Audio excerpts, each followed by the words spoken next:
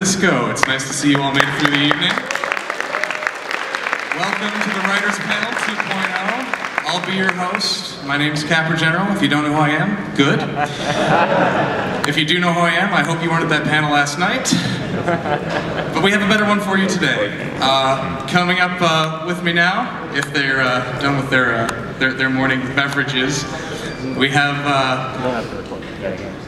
Let's go first. Up first, we have Meghan McCarthy, writer of such shows as Foster's Home and Class of 3000. Then we've got M.A. Larson, writer of such shows as My Gym Partner's a Monkey, Little's Pet Shops, and the award-winning Adventures of Chuck and Friends. Then we got Amy Keating Rogers, writer of Samurai Jack, Dexter's Lab, Powerpuff Girls. I'm sure you might have heard of those. And these last two, kind of newcomers, we got Natasha Levinger and Josh Haber, My Little Pony writers.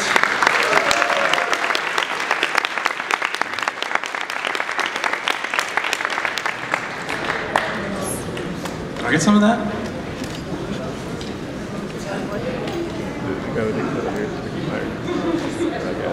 Hi, team. Morning, everybody. So you all write for this show called My Little Pony. I don't know if anyone here has heard of it, but we have Q&A in a little bit. But I have a couple questions that I've been sent from people who've been dying to ask, but have never made it out to cons themselves. Yeah, really. The first one we have this morning is, how do you find a balance between keeping the status quo and causing enough change in an episode to make an episode worthwhile?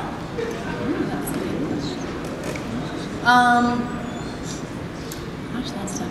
I mean, we always start with the character having something that they want. I mean, that's kind of the basics of storytelling. So they're either going to get it or not get it by the end of the story.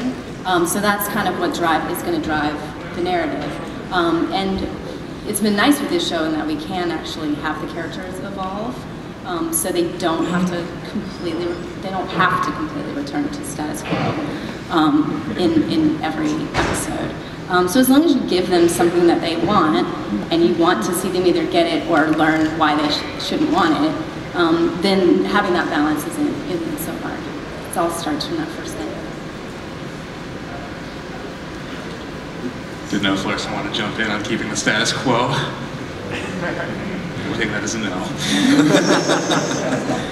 It's basically, I've always thought of the show as sort of like a sitcom, and they always reset at the end of the episode. I mean, this show's a little different because there is, like Meghan was saying, change.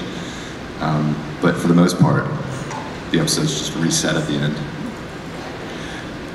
Amy is known as being one of the best ukulele players that isn't an obese Hawaiian man. Do any of you have any talents or interests that you've ever wanted to work into the show script to showcase?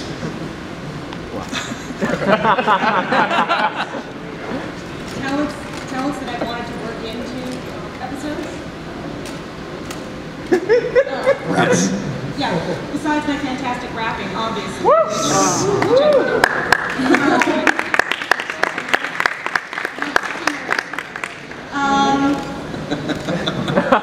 Yeah, I mean, yeah, I'm not that great at ukulele player. But, I mean, as far as talent, I don't know. But I mean, the rapping thing is something that I like writing raps, so having Pinky be able to do a rap song was really fun because of that. I mean, anytime getting to write little ditties for Pinky is always fun because I make up music all the time in my life. I make up silly songs like that. Like if you hung out in my car, you would hear songs like that. So that is true to my life. So that's the most that I put into my episodes. Any of the other of you have any talents that you want to work in there?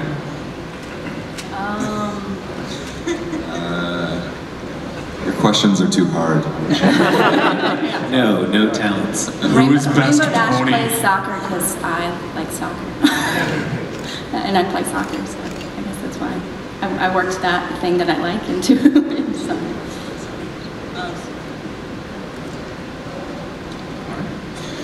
Sorry, man. That's okay. We'll go to some easier questions then. What characters do you find the most difficult to write? This is the best panel you've ever been at. This is what happens when you have it at 10 a.m.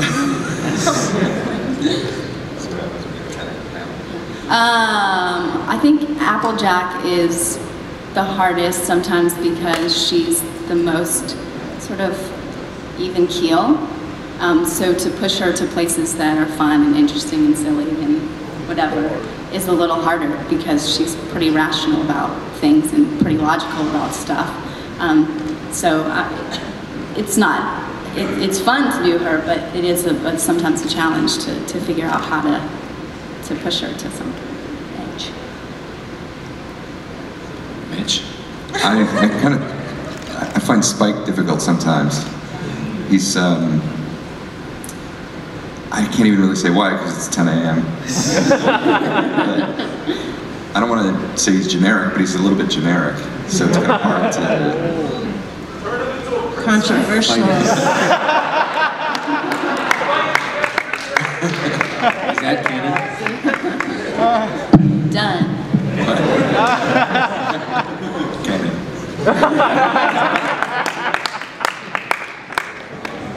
Yes, Spike is hard, and I get a lot of tweets from people. This season, I've gotten a lot saying, "Oh, Spike wasn't in this episode a lot, and Spike, disappeared in this episode." And it's interesting, but the main six, I feel like I have a solid handle on, and I get these tweets up for episodes I haven't written for, so it's like, oh, sorry. But Spike can be, unless you have a Spike-centered episode, I guess, working the main six around each other, they naturally, they work together very well. And Spike coming in, it can be challenging sometimes to have him, have a voice in there.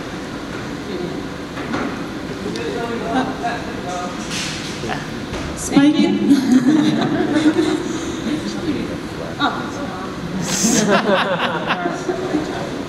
Spike's my favorite. I guess, yeah, I feel maybe similarly. It's 10 a.m., guys. About Applejack. I do like writing Spike, but I love them all. This is a really boring answer. I think that Twilight is the hardest to write for because I live my life as like a series of one-liners, and I can write a joke for anybody, but Twilight is sort of the world building, all the plot and stuff. There's a lot of stuff that has to go on in any sort of Twilight story. A lot of moving pieces that have to fit together, whereas I can do a funny thing that Pinky says, or a funny thing that Rarity says, or even a funny thing that Spike says, but when you're writing for Twilight, you have to sort of keep the story in mind. Stupid story. And she's the straight man, and the straight man is often boring because they're servicing the plot, and that's often you're like, What do you mean straight man? Funny. And so that's often tough. Yeah, it's hard. I mean, not that she can't be funny. No, she can be funny, but She often, can. but often that's not what she's doing. Right. And like in the Rainbow Dash, one testing that I wrote, it was, she was being a teacher, and it was challenging to make sure that she had some funny moments because she was being very, authoritative. But in that way, she was funny because she was being kind of over-authoritative. So, we pull that kind of stuff out. Can you guys hear him out there? Little so-so? Okay. I'm going to have to speak closer to the microphone. What about now? Is that good? Yeah. All right. Gotta get right in there. Got to do it NPR style, just really close, really soft tones. Amy just revealed all the plots for season 5. You didn't hear that? We heard all of it. That's the greatest cosplay, by the way. Gustav.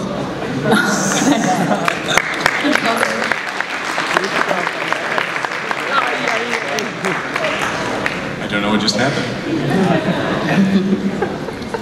Everyone just needs to get as close to the mics as possible, I guess. Okay, a traditional line of wisdom from many writers and seasoned journalists is to write while drinking and edit while sober. M.A. Larson once spilled an entire bottle of tequila on his laptop and had to dry it out in rice. What are your preferred tools and methods for inspiration and motivation?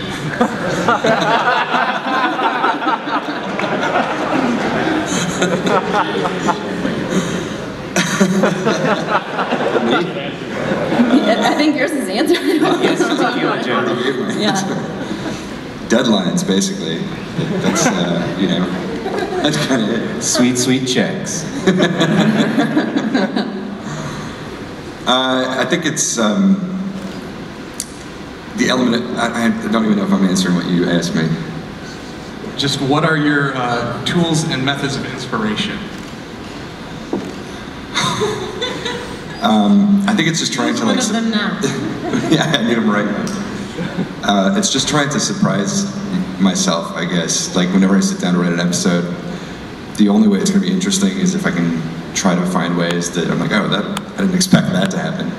So I guess it's that, maybe. Mine's candy. Straight up candy.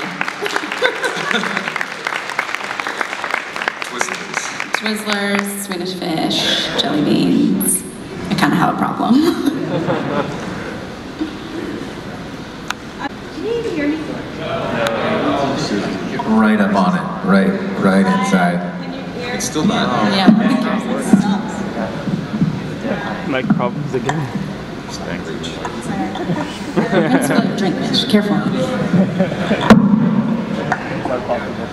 Don't pull a Larson. Yeah. Just whisper it to me and I'll tell them.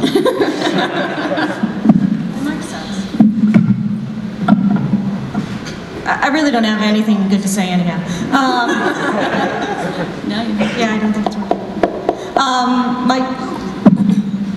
My inspiration, I don't know that I necessarily have inspiration. I just kind of plot things out and try and achieve the goals. So it's, I say, okay, by this day I just want to have the teaser done, and by this day I want to finish Act 1, and I try and just accomplish those goals so that I don't feel rushed by the end, and you know, I just try and accomplish the things and try and come up with things that are funny, so that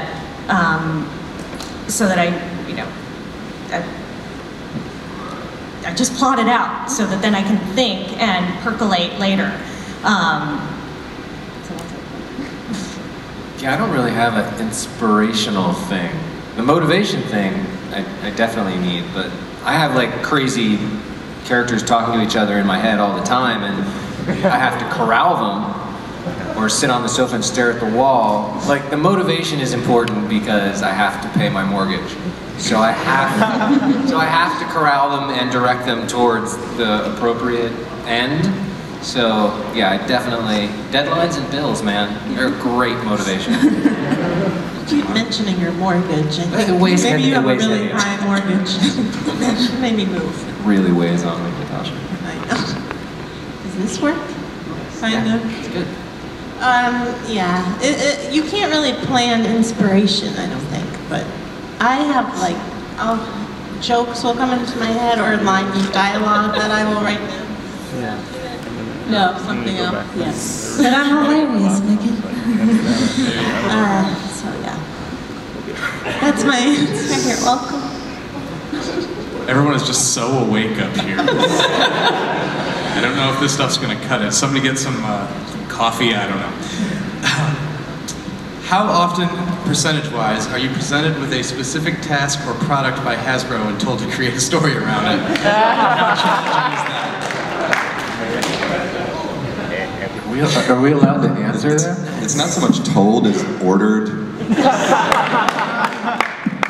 And if everyone could just not get upset when that's clear that happens, that would be nice.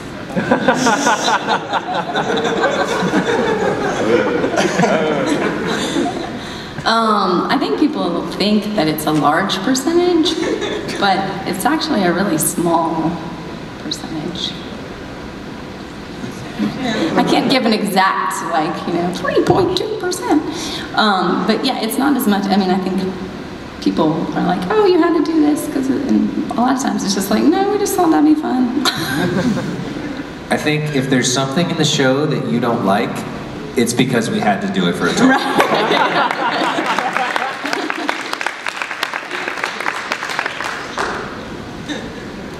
When in doubt, blame the toy. All right, my phone is just blowing up, and I'm going to have a full-blown mutiny if I don't ask the question: will the Cutie Mark Crusaders ever get their cutie marks, or will they keep crusading after they do so?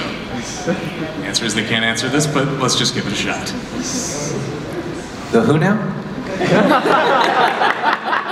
The Cutie Mark Crusaders. Yes, they're gonna get them really soon, and then they're gonna lose them, and then get them again. And then they're gonna Give them to other people. and then they're gonna become alicorns. Thanks, Hasbro.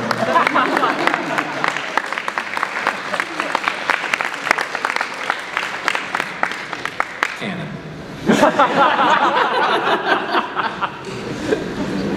And one last one that I thought was already answered, but apparently people watching the stream don't think so.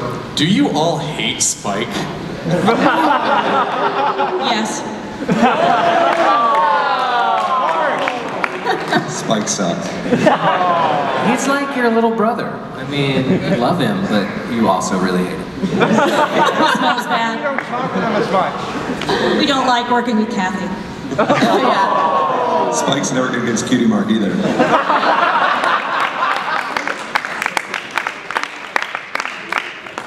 All right, well, I don't want to take up all the time, so I guess if we want to have the Q&A, we can start that up now. I don't know where there's a microphone. Is there one? Over there? Ask easy questions. Got one that doesn't work over here. Yeah, let's use that microphone there. Okay, maybe make it a little snarky. Okay, yeah, it is. A little. To be fair though, you forced us into it. We're being snarky, but you made us this way. I'm okay. They made us stay out late. Yeah, it's question. Asking about sweat. It's a toy.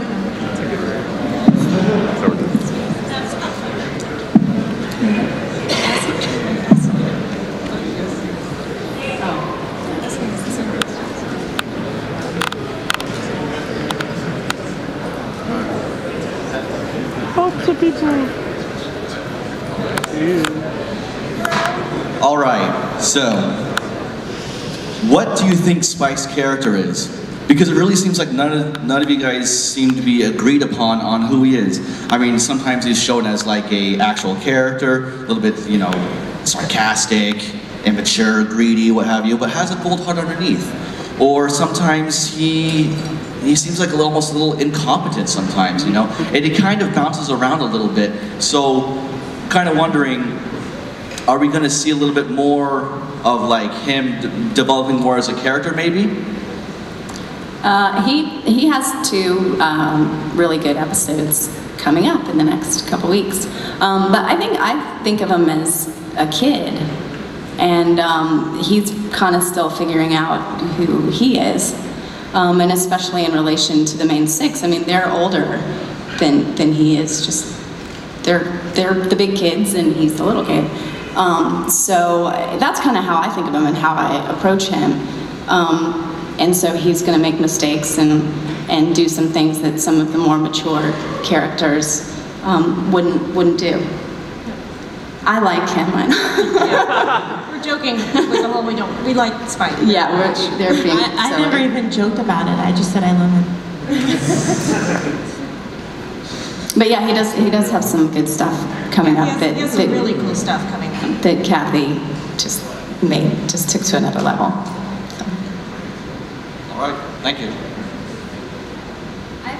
I have a question. So, I've heard rumors that there's going to be like a Princess Skyla. I was wondering if there is going to be one, because I don't know. It's a toy. The question is Princess Skyla real? Yeah. She's a toy that exists, but that's the extent of it as far as I know. Thank you.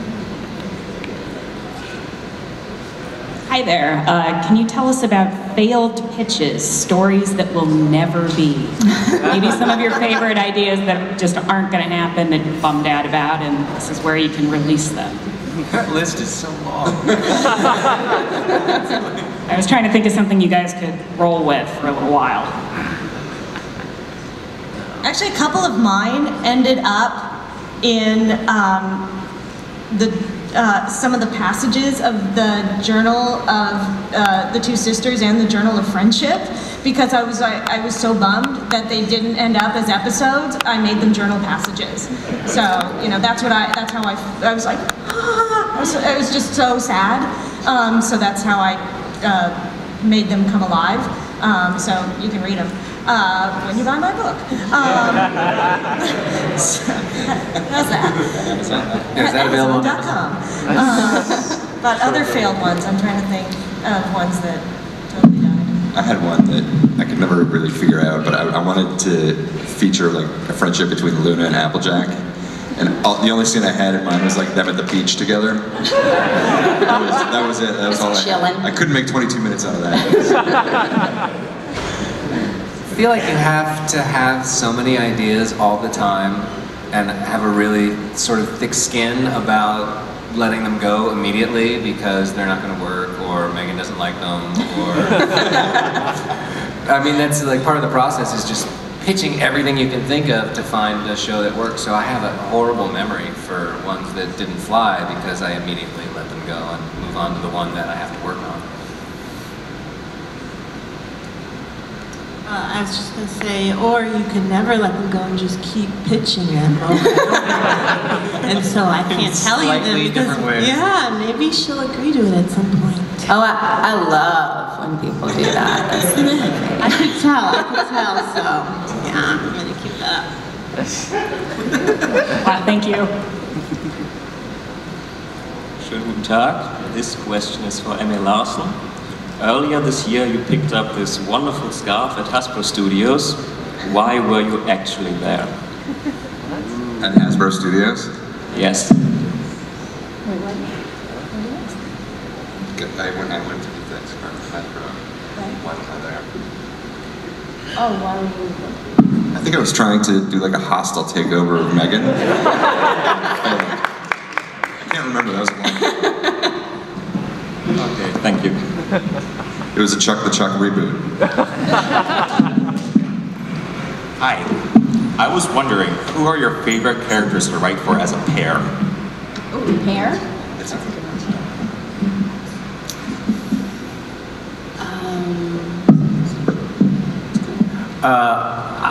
There are a couple of good pairs. I definitely like the Rarity Applejack pairing that I did in Simple Ways. Like, just because they're such opposites, that was a great episode to write because you got to play off of these two ponies who are not anything alike.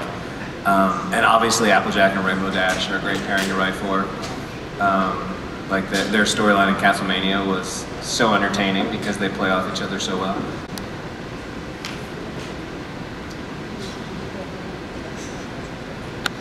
I agree that Rarity and Applejack are fun ones to pair up because they're so different, and that's fun to watch them navigate but they're still friends, and it's not it's kind of a reflection of how real friendships are, where you can have friends that are really different than you, and how do you find that common ground and what keeps you hanging out.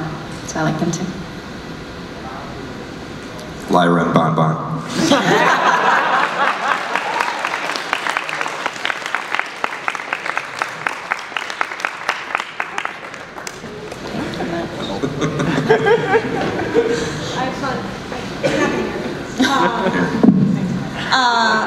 I had fun with Rainbow Dash and Twilight. That was a fun combo that I don't think had been really explored before.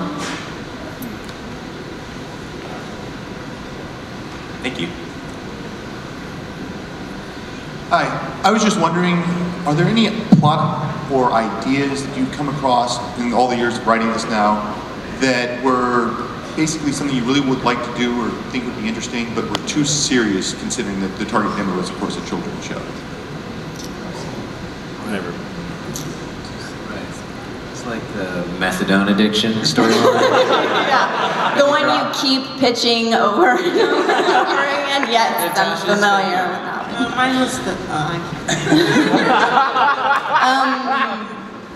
We had one. Well, we had one that we thought, can we kind of do this, and it was a little too serious. We kind of hinted at elements of it, but didn't feel like we could do it and not make people cry.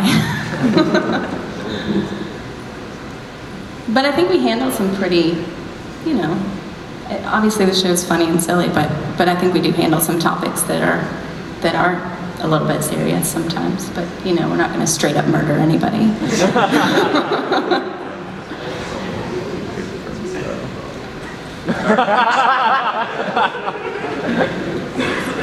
Howdy. I was at the writing panel yesterday, and from what I gathered, you actually write the episodes individually and have the occasional writer summit to kind of sync up and make sure you're in the same headspace. So I'm curious if, this being a bit like your freelance work that you've probably done, do you find it, like, what do you like and dislike about this model? Is it different from other shows? Do you find it's easier to write because no one's breathing down your neck, or harder because it's harder to make continuity nods or know exactly what happened in the previous episode? They're still breathing down your neck. It's just email. I mean, I would prefer that we had a actual writer's room, but some people in the world don't want to pay for that. So, no one here. We would all love to be in a room every day together. But even on a show where you have a writer's room, when you get your episode, you still go off and write it at home and whatever. And we sort of approximate that with our summits, and then we'll come in and break story, like in pairs or whatever. But yeah, I mean, I will say the continuity thing does bother me sometimes, just because I don't always know what's happening or what happened or what other people wrote. So you don't know if you're repeating. I mean, obviously we wouldn't repeat. Megan wouldn't let us repeat anything. But as I'm writing it, I don't know sometimes. Yeah, I run into that. I get the occasional note where they're like, "Oh, Piggy said this," and another, "Oh, different joke." Yeah, yeah, it would be lovely to be a group and have a writer's room and be in-house. That's how it was back when I was at Cartoon Network. And when you're in-house, yeah, you tend to write scripts either in the studio. Sometimes you do go home, but to have a writer's room. And then what you do is then you would come in and read each other's scripts, and then you'd hear each other's jokes, and you go, oh, that's what happened with Pinkie Pie, Fluttershy, and all that kind of stuff. And that would be really, really lovely. Because then we'd know everything that was going on as we're going along with each other. And that would be really, really fantastic. But I think considering we don't have that, and the show is, the writing and the show is so strong, I think it's pretty amazing that the show continues to be as strong as it is when we aren't hanging out with each other all the time. All right, thank you very much. I was wondering how important the puns are to the show. Is it just something that talking animal shows do, or does that come from you guys? The puns? Yeah. The horse puns. I think they're very important. Yeah. It's what's holding the whole show together. That lunch and puns. Lunch and puns. Lunch and puns are the two most important things that We wouldn't have episode titles without puns. and when we had a summit, we went through a run where we were just writing puns up on the board, like pun titles. I'm trying to think what we had. Oh, that's right. We had like Applejack Reacher. We just like wrote that up on the board. Downton Apple. Downton Apple. Yeah, we did. We just wrote a bunch of. All right, no, you know what? I think I left the room to go because I had to go talk to somebody, and when I came back, I believe this was what had happened while I was gone. not only would we not have episode titles, we wouldn't have names of cities or towns either. Yeah. So that would be a really boring world without puns. Trying to keep things simple. Favorite song from the show, My Little Pony? Best night ever. Can I pick one that I wrote? That's not bad. The one that I enjoyed writing the most was This Day Aria. That one was really fun to do. And then there's another one coming up that when I sort of arrived at what the kind of chorus of it was going to be, I was like, oh my gosh, this is really cool. I'm at the Gala. Wait, what? Smile song. Yeah. I like Natasha's song. What was it? Apples to the core. Apples to the Core. That is catchy.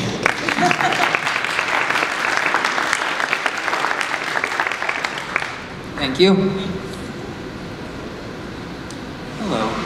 I am a student at San Francisco State University, a creative writing major, and I was curious, wondering if there were any literary works that have had a significant impact on you, or given you some sort of inspiration of any kind. Anything from Keats, Wordsworth, Milton, Yeats, Austen, or Melville, that kind of nature. Just in general that inspire us? Anything, I was just giving some examples. To Kill a Mockingbird.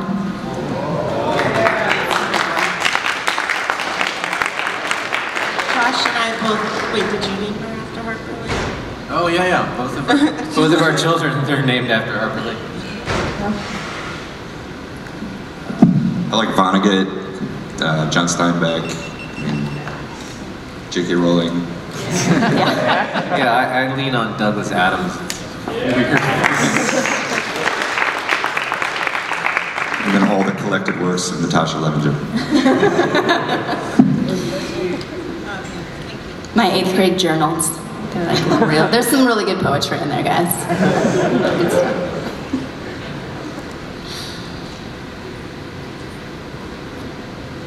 What was your guys' favorite episode to make?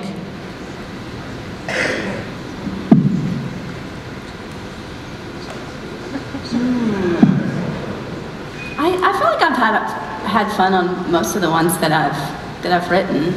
I liked the stories and liked what I was able to get away with in some of them. I don't have a favorite one. I would probably say the Super Speedy Cyrus Squeeze 6000 because I got to watch the Music Man and write the song, and those characters are so fun. So that one was a good time, and I didn't have to worry about a lesson.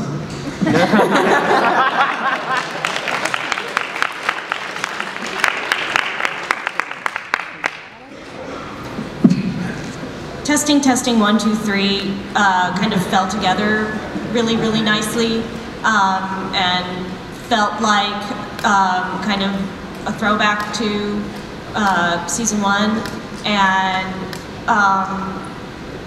the message of it was something that was very true to my heart. So like overall, just I really enjoyed writing that episode.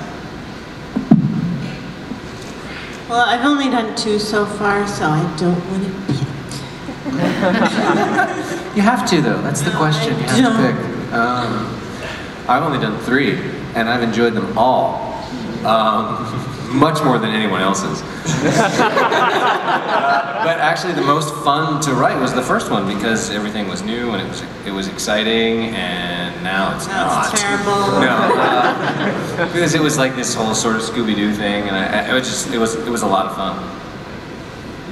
Thank you.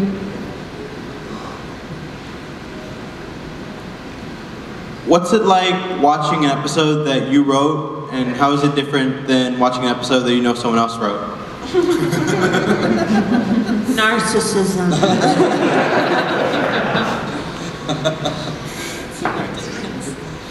One feels really, really awesome, and the other's like, meh. One is like, I did that, and the others are like, oh, who did that?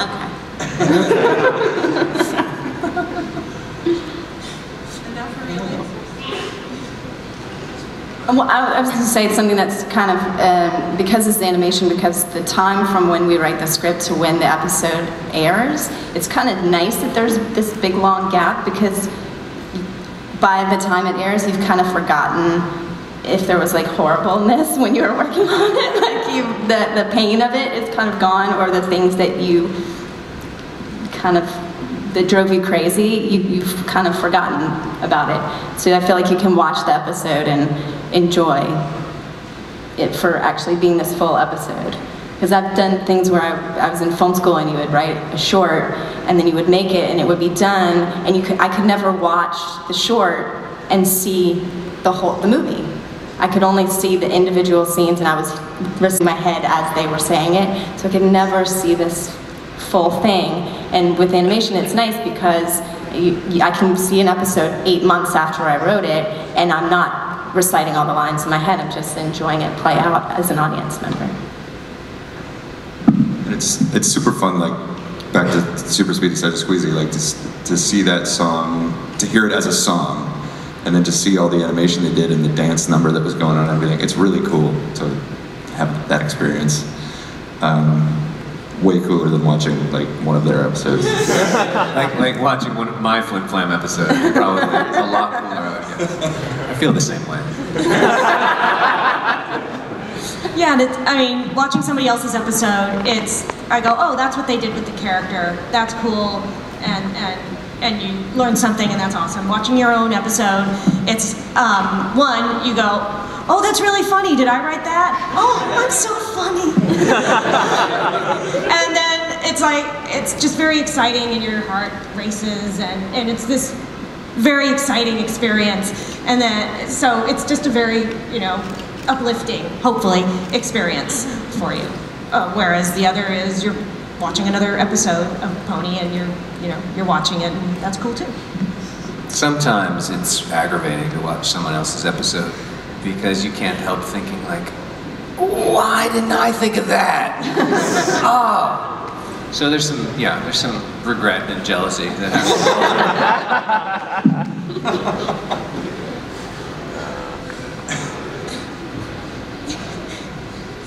Do you ever have to work with the animators to make sure that they do what you wanted with your episode? Are any of them here? Yeah, I was just gonna say. Jason or Jim? How freely can know?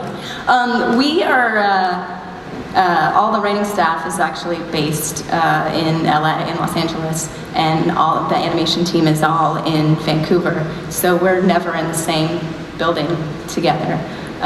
So certainly I have back and forth via email about stuff, but also I know when we turn in a script, they're just gonna make it awesome. So it's pretty rare that we need to have that kind of back and forth and me telling them, do this. They're gonna do it and make it great. We can make suggestions, but yeah, they're gonna do their own thing, and it's always amazing. So.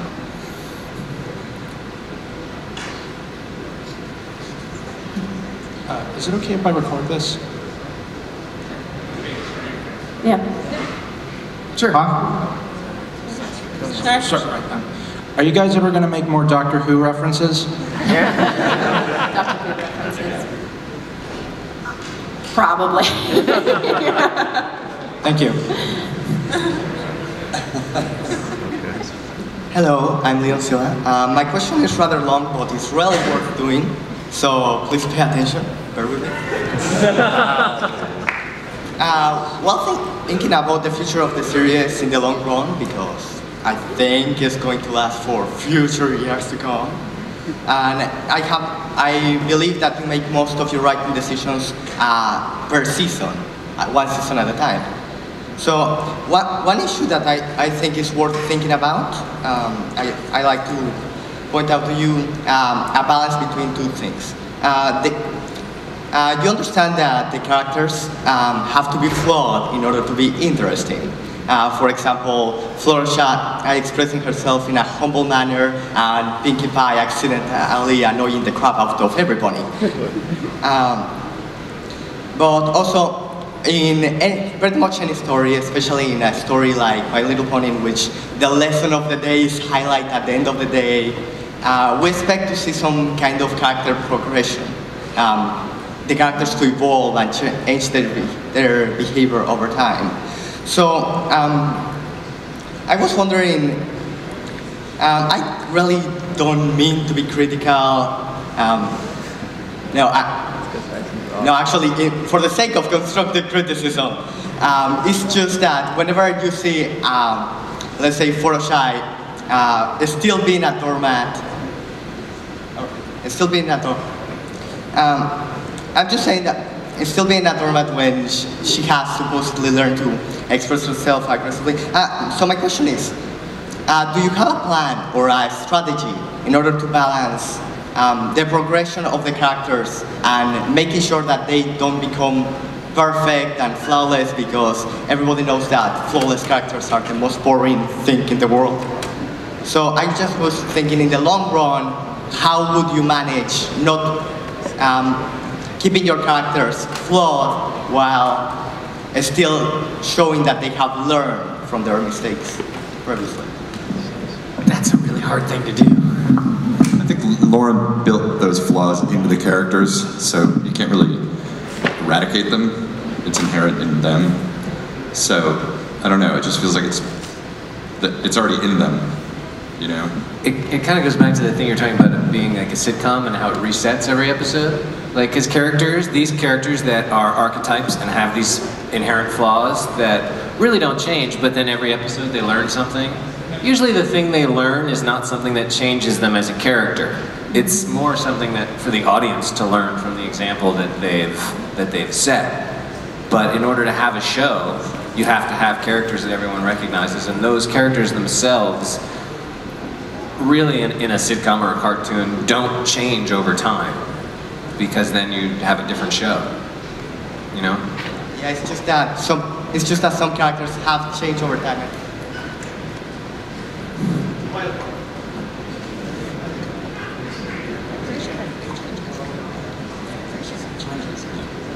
All right.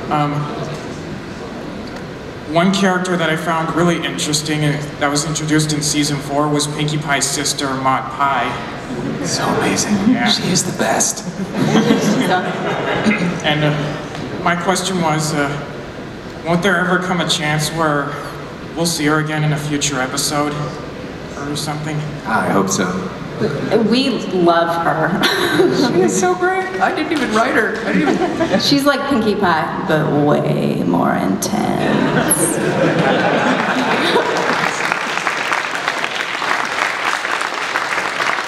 So, you know, we love her, and we would love to see her. I think she should have a spin-off.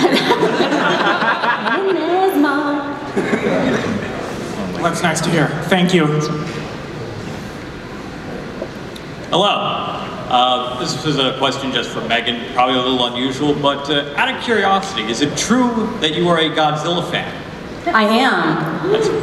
And when you first walk into my house in the foyer, we have a picture that's as wide as my arms of Godzilla shaking hands with Jet Jaguar.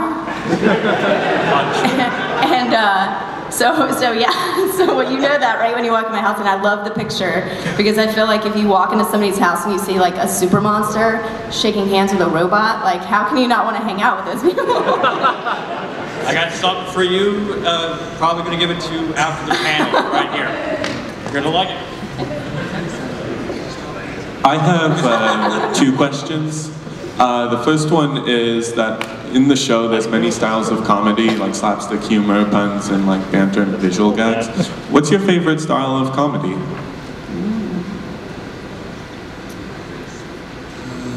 You mean like Earth Pony? Comedy. Comedy. Oh, style. I thought you said style of pony. I was like, what?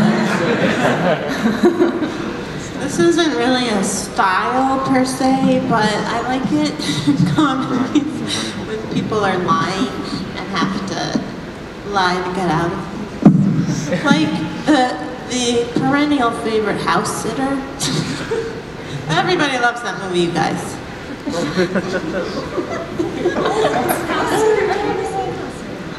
That's why I said that, because most people have it. It's Steve Martin and Goldie Hawn, and it's really good, and nobody's seen it, but it's really funny, and it's all based on a lie, and I love that kind of humor. Jeez. I like situational comedy where you sort of set it up at the beginning and it doesn't seem funny, it's just something happening, but then later on in the episode, you see the result of it. So it's not like a gag or a slapstick thing, it's like the long game. I like that kind of stuff. I'm a big I Love Lucy fan, so I like that comedy.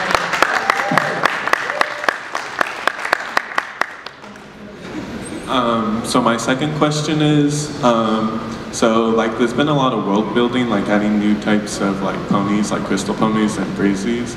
What do you think of the idea of sea ponies? What do we think of that? What do you think about the idea of sea pony? With like 4th generation makeover, I think they would be a great addition to the world of Equestria. I can tell you what I think of sea ponies. It's the thing I keep pitching that Megan keeps turning me down on.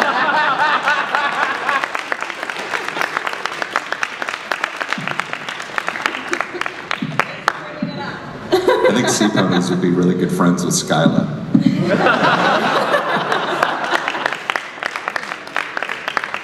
Thank you. Hi, I was wondering, do you all love how season 4 has turned out so far? And if given the chance, would you go back and change anything about season 4, like a certain episode or a way a character would behave, or anything really? I would be on it.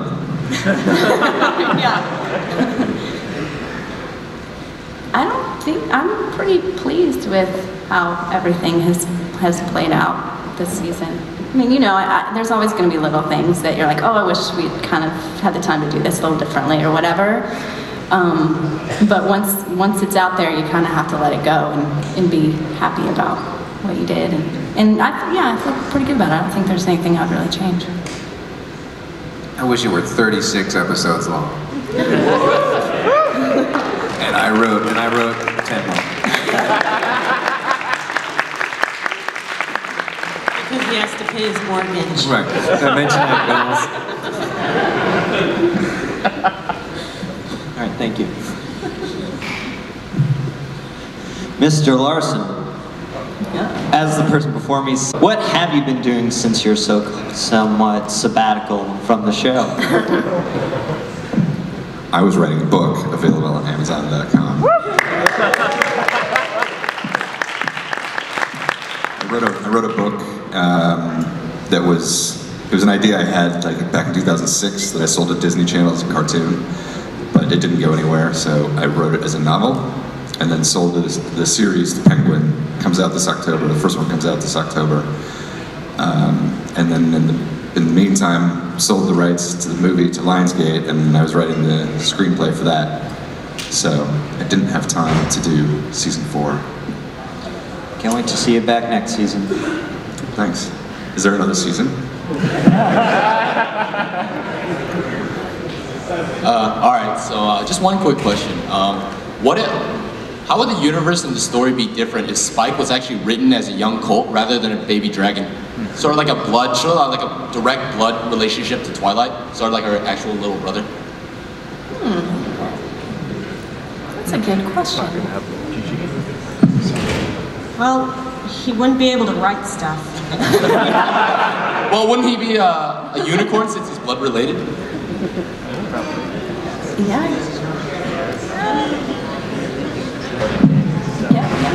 I don't know. I think there's something sweet about that he's sort of the adopted brother. There's a different level of sweetness to that than if they were just blood. But you hate him. Yeah, I don't hate him anyways. I'd probably hate him even more if he was a pony. Actually, I would like him a lot more. But okay. All right, thank you. Hi, I wanted to ask, will he ever bring Fluttershy back as a bat pony again?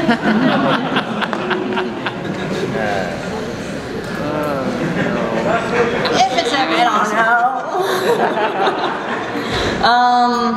I don't know. Anything's possible, I guess.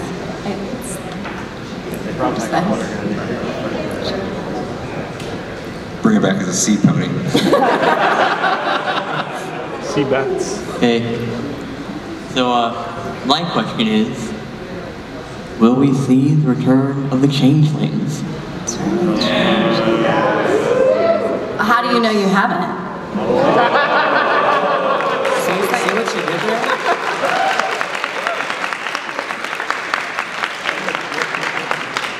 Thank you.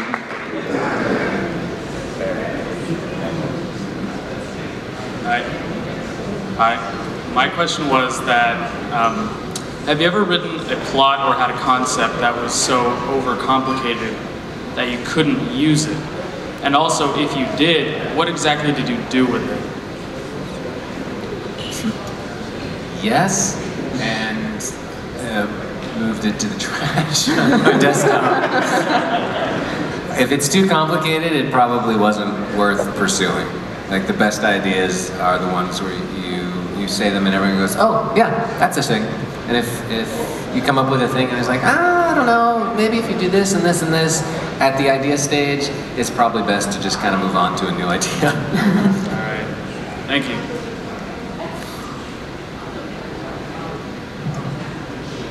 Hello. My question is, what was your original goal and intention for the show, and how did it change, and why? Well, it was Lauren Faust. It was her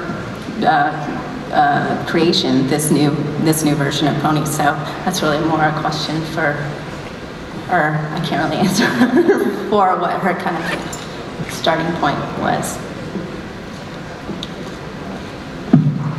I mean, her original goal was to create an awesome show for girls, to have strong female characters that, you know, didn't suck.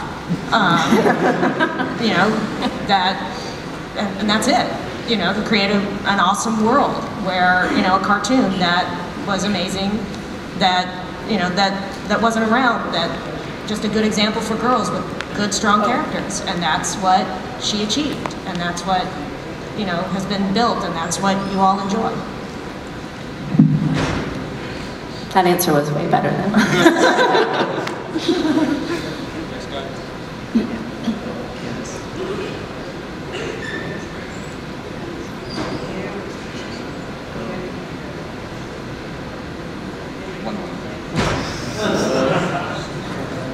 Okay.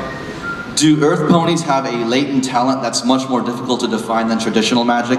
Example, like Mod Pie throwing the rock, or what factors determine what skills or talents they have? And that's harder to define than traditional magic in the sense that we've known it so far. I mean, I think they are super strong. That's kind of their thing. And in touch with nature. Yeah, they're really grounded. With the earth. Yeah. Pretty good. Fun's fun. Yeah. I know. Don't say movie.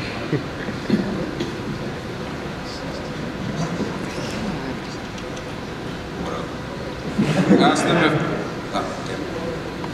do you just write whatever seems interesting at the time, and are we just reading into things too deeply that are just, in the end, are completely meaningless because there's really not a whole lot of long-term thought behind it? Or do you just kind of write what comes to you at the time?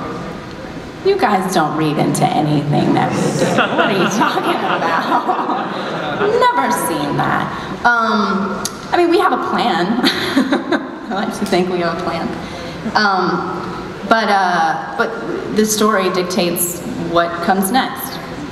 So we start off with a premise, and then what is supposed to happen happens, and we just write it down. Cool.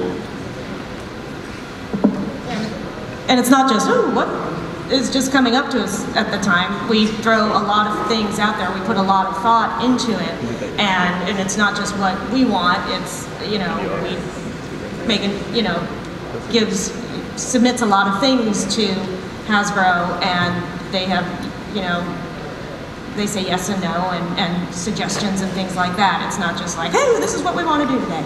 So there's a lot of thought put into it. Very interesting. I think in an individual episode, it's like a combination of the two. Like everything's really planned out at the premise stage. Here's the episode that's going to happen. You break the story down. Here are the beats. And then after that, when you're writing the script, you just write whatever you want and try to surprise yourself and try to make it interesting and funny. So I think it's a combination. But you do read into it a lot. But that's part of the experience of being a fan.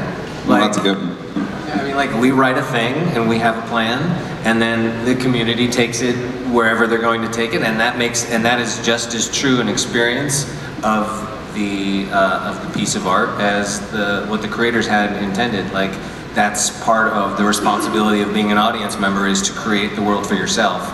Take what's given to you and make this amazing thing out of it, even if it's just in your head. I mean, that's part of the experience of interacting with art. I agree. Well, thanks, dudes.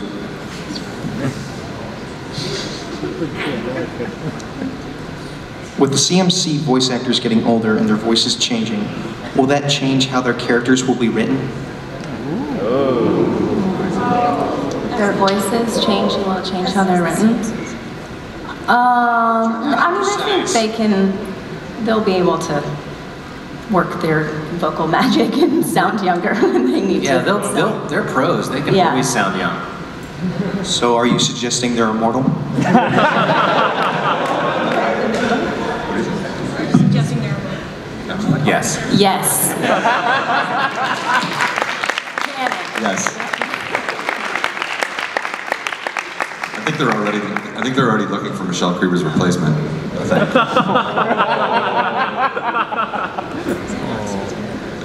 I brought a companion with me. And she wanted to ask a question to Meghan.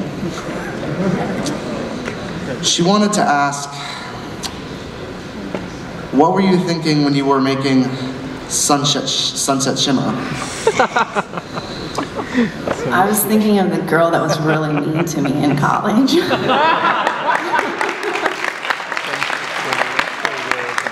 And how she was really manipulative and how she was able to like work her evil magic to make people turn on each other and so that she could be in charge. And I couldn't name the character because her name is a real name, so I had to name her Sunset Shimmer. I couldn't get the revenge that I really wanted out of fixing the character. No, but yeah, that's kind of what I was thinking. Is like, who's the worst villain in the world when it comes to high school? Yeah, a mean girl, like who's just their want is to just drive people apart and be terrible. Twilight says thank you.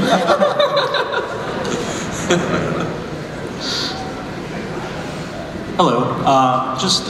As writers, if you could pick any other writer from any source, kind of like how Neil Gaiman writes for Doctor Who would you choose for a collaborative effort, and what would the themes of the episode be?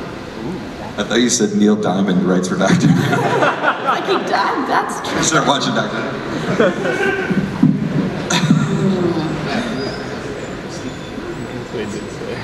Who would we want to collaborate with? Is that what you said? Yeah, and what would the themes of that particular episode be? Are you asking us to pitch ideas? My brain is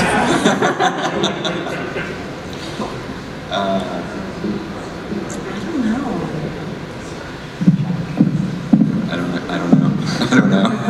All right, thank you. He's done. I guess I like working with all these guys. These people. So you guys don't need any collaborators in other words. Self-sufficient. Yeah.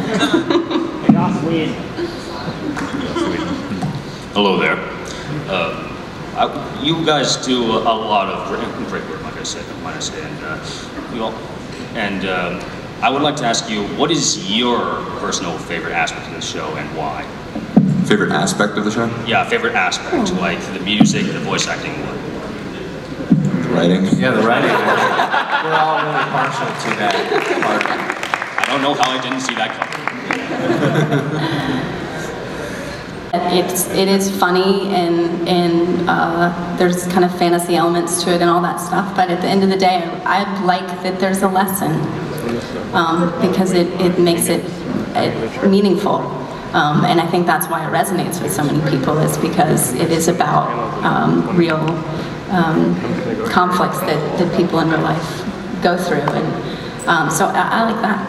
I'm working on something that means something. Yeah, and I like that it's not like a jerky show. Yes. So many cartoons are so mean-spirited, and I like working on a show that's not like that. Case in point, SpongeBob, like the new one. Yeah, I like being able to watch it with my kids, like unreserved. Like I don't have to edit. I don't have to talk to them about. Well, don't pay attention to this part because I mean we do have to scan through the commercials because I don't want them watching that. But my kids are 2 and 4, and I can sit and watch this show with them that I worked on, and not be embarrassed or have reservations about them being exposed to the content that, for frankly, a lot of the shows that are they're out there right now, I just don't, I'm not comfortable with them watching. I think there's kind of two elements. Definitely what Amy was saying about just how nice it is. I'm sick of postmodern, cynical, snarky. You wouldn't be able to tell by this panel, but do what we say, not what we do. To work on a show that's just sincere and can be funny without being mean is really nice. And I think one of the unsung heroes on this show is the timing. You know, it's a small thing that you only notice when you're watching a cartoon, but some of them are timed really badly and the jokes don't work. But this one, I don't even know who does it. Somebody in Canada, but it's so well timed. So those two things I think are awesome. Well, thank you very much. Hey guys, my favorite episode is the Weird Al episode of the Goof Off episode. And what was your favorite scene out of the whole episode that made you laugh? And plus also, you guys should bring out a My Little Pony soundtrack for this show. Everyone here would like that. I think it's on iTunes. Yeah, I think they have. It's not all the songs, but there's a lot of them on there. Like, what's our the funny for that particular episode, or just in a? No, in the whole episode. What is the fun scene that you both enjoy? That made you laugh. Out of that whole scene. In any episode? In any episode, or just that episode? In Pinky Pride? No. Yeah, that's new.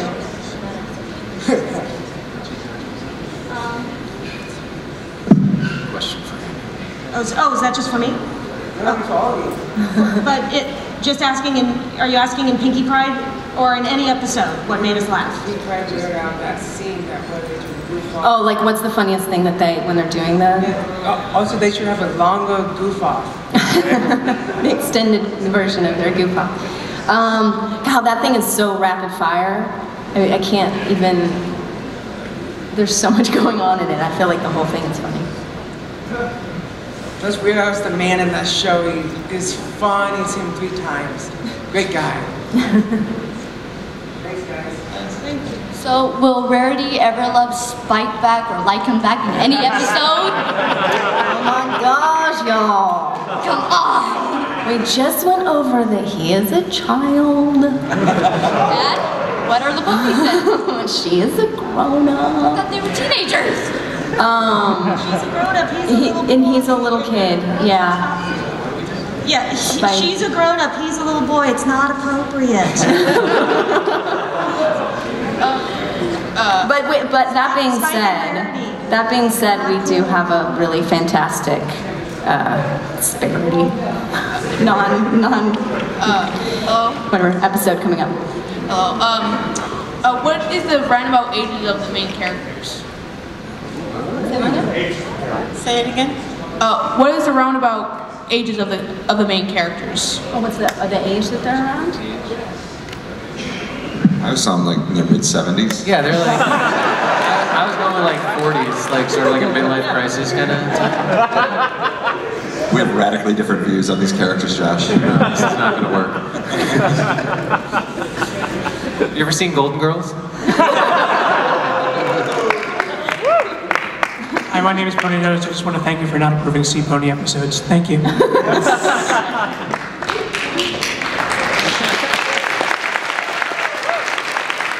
Thanks, you guys. Thanks for coming up.